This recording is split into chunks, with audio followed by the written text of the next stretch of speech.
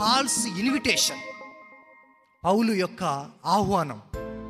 ప్రభు అయిన యేసు నీవు రమ్ము అని పిలుస్తా ఉన్నాడు. ఇది పౌలు యొక్క ఒక ప్రభువును ఒక పర్సనల్ ఇన్విటేషన్. బైబిల్లో పాపము ఆ గొర్రెల కాపర్లను ఎవరు ఇన్వైట్ చేయరు, వారిని ఎవరు ఇన్వైట్ చేయరు. ఊరి బయట జీవితాలు, ఊరి బయట నివాసం చేయాల, కానీ ఎవరి యొక్క ఆలోచనలో కూడా వాళ్ళు లేరు. ఎవరు ఒక మత సంబంధమైనటువంటి పండుగలలో పాల్గొనేటటువంటి ఆ స్థితి లేదు.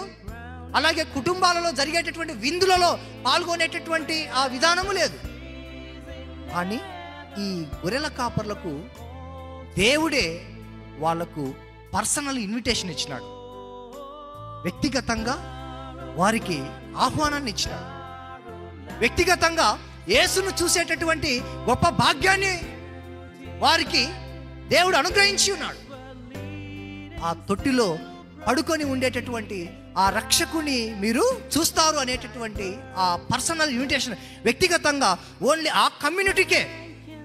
ఆ భాగ్యము యెరూషలేము దేవాలయంలో సేవ చేసేటువంటి యాజకునికి పర్సనల్ ఇన్విటేషన్ లేదు. కానీ ఇక్కడ మన గృహాలలో లేకపోతే ఒక పెళ్లిలో లేకపోతే ఇంకోటి ఏదైనా జరుగుతూ ఉంటే ఒక గొప్ప వ్యక్తికి మనం పర్సనల్ ఇన్విటేషన్ ఇస్తాం. కానీ ఆ రోజుల్లో యూదా సమాజంలో ఒక గొప్పవారు లేకపోతే ఒక బాధ్యతలో ఉండేటటువంటి ఒక అర్చక వర్గం అంటాం.